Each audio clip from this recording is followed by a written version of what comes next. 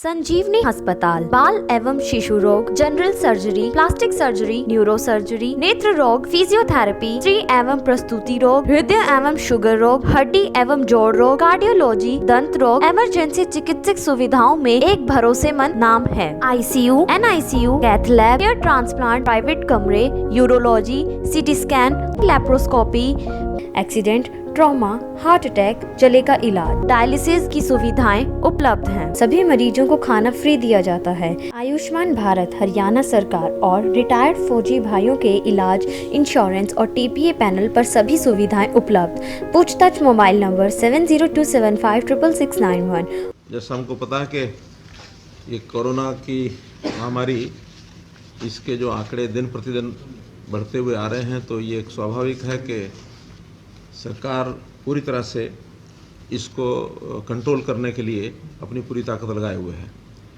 आज अभी हमारी स्टेट लेवल की जो कोरोना मॉनिटरिंग कमेटी की मीटिंग थी वो हुई और उसमें बहुत से विषयों के ऊपर विचार करने के बाद जो निर्णय लिए गए हैं, पहला तो जो वैक्सीनेशन ड्राइव चल रहा है सारे देश भर में, जैसा प्रधानमंत्री जी ने डिक्लेयर किया है, वो हमने भी यहाँ तय कर लिया है कि हरियाणा का भी जो वैक्सीनेशन ड्राइव 1 मई से अब वो 18 वर्ष से ऊपर के सब लोग उसमें एंटाइटल्ड होंगे। सबको ही वैक्सीनेशन का जो टीका है वो लगाने के लिए इस अभियान को शामिल किया जाएगा। पहले 45 साल से ऊपर की आयु के लोग थे, अभी 18 से 45 भी उसमें जोड़ दिए गए हैं और इसका सबका रजिस्ट्रेशन कराया जाएगा और उस रजिस्ट्रेशन को 28 अप्रैल से खोला जाएगा। तो जो भी वैक्सीनेशन का टीका लगाने वाले ऐसे लोग होंगे वो अपने आप को रजिस्टर करेंगे। उनकी चॉइस होगी कि वो सरकारी व्यवस्था में इंजेक्शन लगवाएंगे या प्राइवेट व्यवस्था में लगवाएंगे। अभी तक तो सरकारी और प्राइवेट व्यवस्था एक ही जैसे चल रही थी, पूरी स्टेट के ही कंट्रोल के सिस्टम से थी, कोई कहीं भी लगवा सकता था। लेकिन अब ये जो नया फेज शुरू होगा 1 मई से, इसमें सरकारी व्यवस्था में तो जितने ये लगेंगे इंजेक्शन वो सब फ्री ऑफ कॉस्ट लगेंगे, लेकिन बाकी प्राइवेट वालों को जो कि वो खरीद कर लाएंगे और उनकी अलग से व्यवस्था चलेगी। खरीद के लाने के बाद उनके अपने रेट्स होंगे। रेट्स हालांकि जो सरकार को भी अब 1 मई के बाद पैसे से ही इंजेक्शन मिलेंगे, लेकिन सरकार उस पैसे को अपने खर्चे में वहन करेगी। प्राइवेट लोग चूँकि खरीद के लाएंगे तो वो पैसे से ही शायद लगाएंगे, या कोई कॉरपोरेट जगत के लोग उसमें कंट्रीब्यूट करना चाहेंगे तो वो कर सकते हैं। इंडस्ट्री के लोग भी हम उनको अपील करेंगे कि वो अपनी जो लेबर फोर्स है उनको अधिक से अधिक संख्या में इंजेक्शन ला करके और उनको मुफ्त लगाएं और स्वयं अपने कॉरपोरेट जगत के लोग हैं उस खर्च को वहन करें, ऐसा उनको हम अपील करेंगे। तो इस प्रकार 18 से 600 रुपया पर इंजेक्शन ये प्राइवेट का रेट है और 400 रुपया पर इंजेक्शन ये सरकारी रेट है। तो सरकार जो खरीद के लाएगी वो 400 रुपये के हिसाब से लाएगी, लेकिन वो पैसा हम अपनी स्टेट की ओर से ही उसमें वहन करेंगे। इसी प्रकार जो वर्तमान में पेशेंट्स आ रहे हैं, अधिक से अधिक लोग जो कोविड पॉजिटिव हो रहे हैं, आज संख्या जैसा कल की संख्या हमारी पूरी स्टेट की 10,000 से भी ऊपर हो गई है।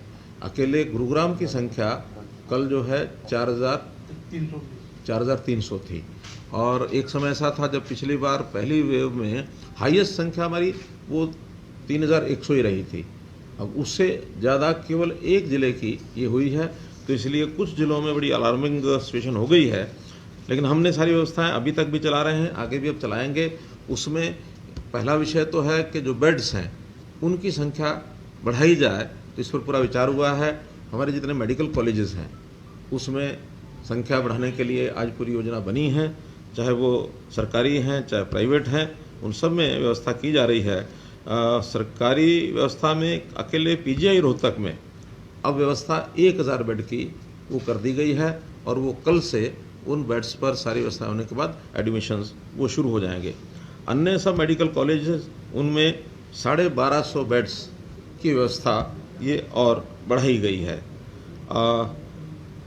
विशेष तौर पर उल्लेख करना चाहूँगा कि जो अटल बिहारी वाजपेयी मेडिकल कॉलेज फरीदाबाद का है, जो भी नया बन रहा है, जो पहले गोल्ड फील्ड नाम से था वो सरकार ने लिया है उसमें आर्मी के डॉक्टर्स उन्होंने कहा कि हम पूरा स्टाफ देंगे और 2 दिन में वो स्टाफ वहाँ पहुँच जाएगा और वहाँ 200 नए बेड इसकी व्यवस्था ये हो जाएगी। प्राइवेट हॉस्पिटल्स इनको भी जहाँ कहीं पहले 25% थे, कहीं 30% थे, अब उनको सबको कह दिया गया है कि 50% बेड्स वो अवश्य कोविड बेड्स के रूप में परिवर्तित करें। जो इससे ज़्यादा कर सकते हैं उनको भी आह्वान किया गया कि वो अपनी मर्जी से इससे ज़्यादा भी कर सकते हैं, लेकिन मिनिमम 50% बेड्स की व्यवस्था वो ज़रूर करें।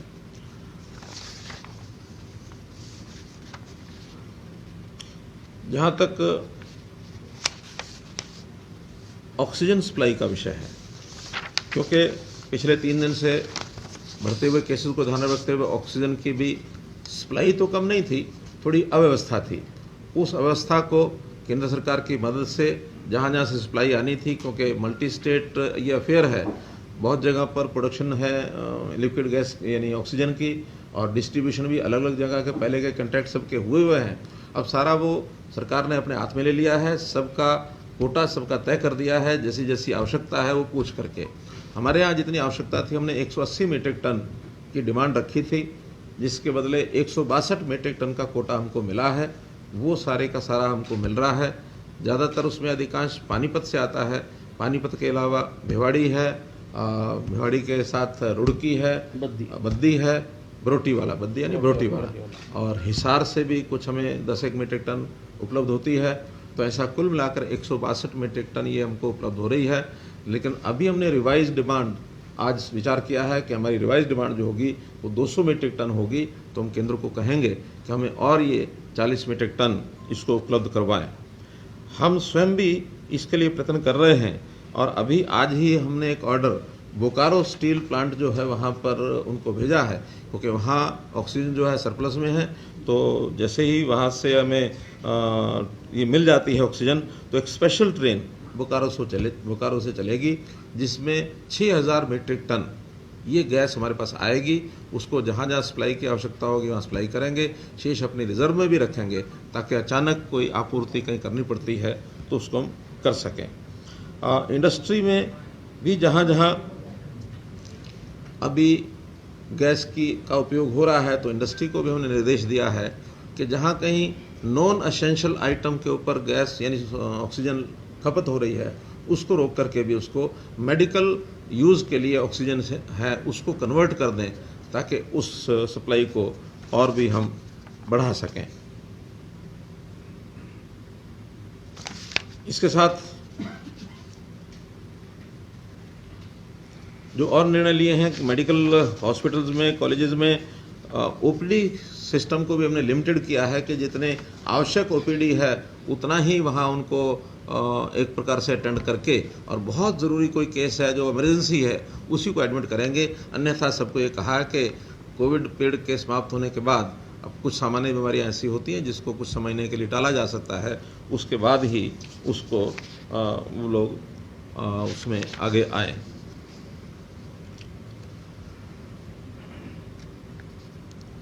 जो हमारे सरकारी ऑफिस हैं उनको भी हमने कंट्रोल किया है कि जितने सरकारी ऑफिस हैं और प्राइवेट ऑफिस हैं उनको जिनको एसेंशियल सर्विसेज हैं, सरकारी ऑफिस सामान्यतः बहुत एसेंशियल चीज़ें होती हैं, उनको ज़रूर अपने ऑफिस चलाने होते हैं, तो 50% से ज़्यादा अटेंडेंस में नहीं हो।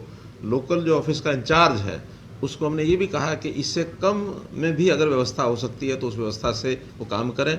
और वर्क फ्रॉम होम, ये चाहे सरकारी ऑफिस है और चाहे प्राइवेट ऑफिस है, प्राइवेट ऑफिसों को सबको कहा कि वर्क फ्रॉम होम जिनका काम चल सकता हो, वर्क फ्रॉम होम, घर से काम ये करें। खास करके आईटी की जितनी भी इंडस्ट्री है वो सब घर से चलाई जा सकती है।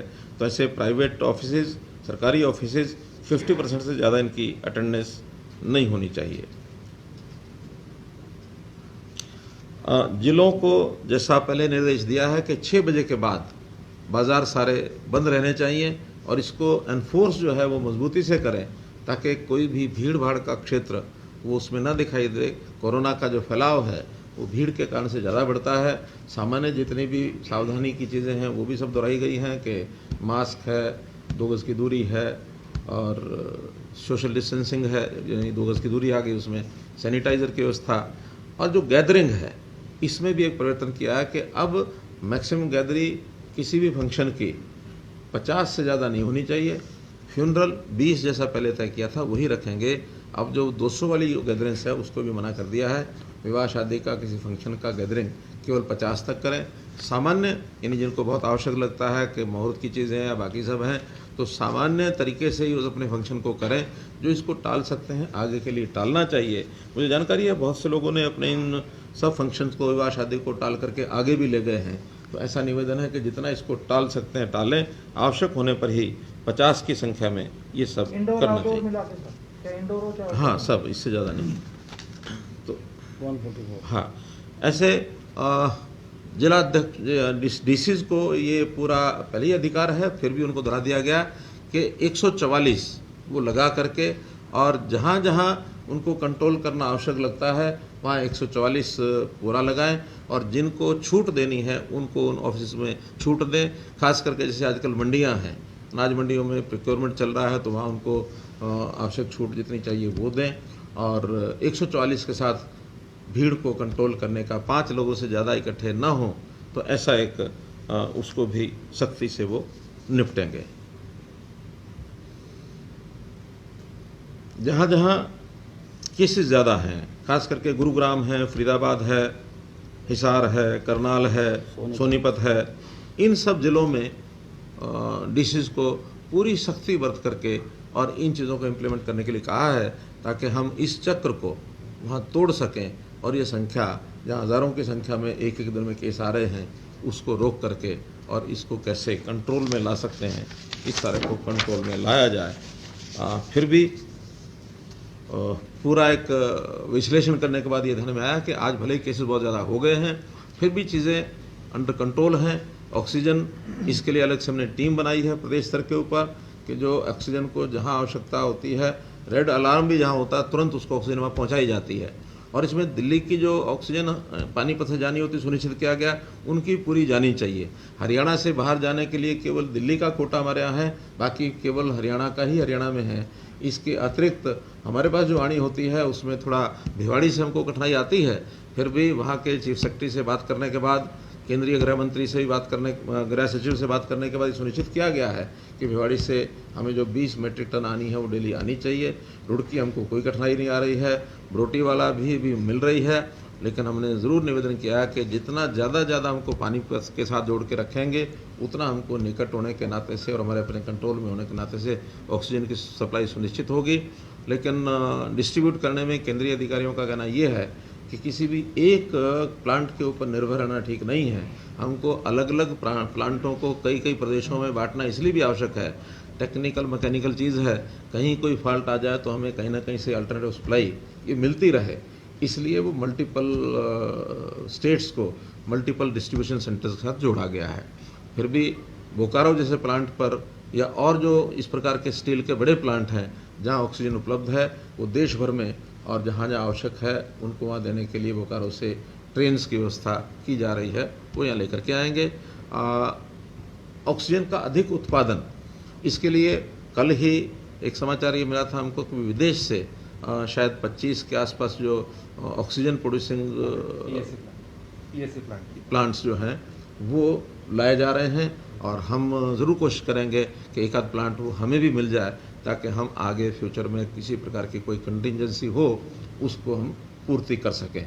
छोटे छोटे प्लांट्स ऑक्सीजन बनाने के, ये भी कई जगह पर चालू होने की स्थिति आ गई है।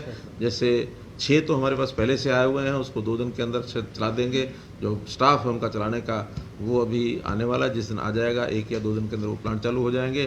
कल एक SGT ने भी हमको बताया कि उन्होंने एक ऑक्सीजन जनरेटर वो स्थापित किया है, वो भी 3 दिन के बाद चालू हो जाएगा। 200 बेड्स की व्यवस्था उस ऑक्सीजन के प्लांट के साथ उनकी जोड़ दी जाएगी। हर जो इंडस्ट्री के लोग हैं वो इसमें आगे आने के लिए तैयार हैं। अगर कहीं थोड़ी अभी कमी आगे आएगी तो वो मैन पावर की आएगी, डॉक्टर्स की, जो पैरा मेडिकल के स्टाफ की, ये हमको अभी पर्याप्त है। फिर भी आवश्यकता पड़ेगी तो हम आह्वान करेंगे, कोई रिटायर्ड लोग हैं, वॉलंटियर्स हैं, बाकी सब हैं, उनसे भी हम लेकर के आवश्यकता पड़ने पर आयुष का जो हमारा आयुर्वेद का जो कॉलेज है, श्री कृष्णा आयुर्वेद कॉलेज, वहाँ भी बेड्स की व्यवस्था है। केवल ऑक्सीजन की व्यवस्था और करेंगे तो वहाँ भी हमको पर्याप्त जगह पर मिल जाएगा। तो ऐसे प्राइवेट ऑर्गेनाइजेशंस ने, बहुत लोगों ने ऑफ़र किया है कि किसी भी कंटीजेंसी में उनका उपयोग हमको करना होगा, चाहे आर्थिक दृष्टि से, चाहे वो इन काइंड या हॉस्पिटल्स के नाते से, वो बना करके हमको देने के लिए तैयार हैं। हमने एक अपने अधिकारी पी.के. दास जी को केवल expansion of beds, expansion of Covid hospitals, इसके लिए उनको जिम्मेदारी लगा दी है, ताकि सबकी मॉनिटरिंग वो इसमें करते रहेंगे। हर काम के लिए टीम बन गई है, किसी प्रकार की कोई कठिनाई ना आए।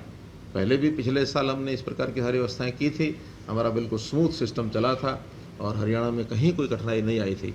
इस बार भी हमारा सिस्टम स्मूथ चलेगा। हम हर समय अलर्ट हैं, हमारे पूरा एडमिनिस्ट्रेशन 24 घंटे ऑन टोज है, ताकि कहीं कोई कठिनाई आती है, रात के 2-2 बजे तक भी जहाँ से कोई शिकायत आती है, किसी भी पेशेंट को बेड नहीं मिला है, कहीं ऑक्सीजन की कमी हो रही है, तो हमारे अधिकारी जाग करके भी सब काम कर रहे हैं। हम भी रात भर जब तक फ़ोन आते हैं सुनते हैं, सुबह सुबह फिर इस काम में लग जाते हैं। हमारे हेल्थ मिनिस्टर ये भी लगातार सारे काम में लगे हैं। हालांकि इनका स्वास्थ्य अपना ठीक न होने के बावजूद भी जितना पेन ले रहे हैं, कई बार हमको ही लगता है कि कुछ ज़्यादा पेन ले रहे हैं। तो इसलिए क्योंकि एक ऐसा एक काम है, हमारे जिम्मे है, एक सेवा का 2.5 करोड़ लोगों की जिम्मेवारी है, तो उस नाते से हम सब काम कर रहे हैं। तो इसी प्रकार से आपके माध्यम से अपील करना चाहूँगा कि अननेसेसरी पैनिक ये जनता ना होने दे। जितनी चीज़ की आवश्यकता है उतनी ही डिमांड वो करें। जहाँ तक ऑक्सीजन की विषय है, डॉक्टर्स के कहने पर ही ऑक्सीजन बेड के लिए वो दाखिल हों, वहाँ बेड लें। जिसको आवश्यकता नहीं है उसको केवल छोटे मोटी बात के लिए ऑक्सीजन, या जैसे दवाइयों की सप्लाई है, रेमडेसिविर की है, या एक और कौन सी दवाई, टोसिलिमेजय, तो ऐसी बहुत, वैसे तो महंगी दवाइयाँ हैं, लेकिन आजकल पैसे वालों को लगता है कि महंगी भी हो जाए, मिल तो जाए, उसकी भी जिसको आवश्यकता है उसको लेना चाहिए। अब हमने इन दवाइयों का जो मार्केट में प्राइवेट लोगों के द्वारा इसकी ब्लैक मार्केटिंग हो रही है, उसका भी कंट्रोल करना शुरू किया कि सब चीज़ें अब ये वहाँ जो CMOs हैं, वहाँ जो डॉक्टर्स के बोर्ड हैं, वो सब अपनी देखरेख में करें। IMA को भी हमने निवेदन किया है कि वो भी सभी हॉस्पिटल्स को, प्राइवेट को, सबको वो लिखें कि ये प्रिकॉशंस सब बरती जाएँ, और पूरे समाज को, पूरे प्रदेश को हम लोग उनके इलाज के लिए, उनकी सुविधाओं के लिए हमेशा तत्पर हैं।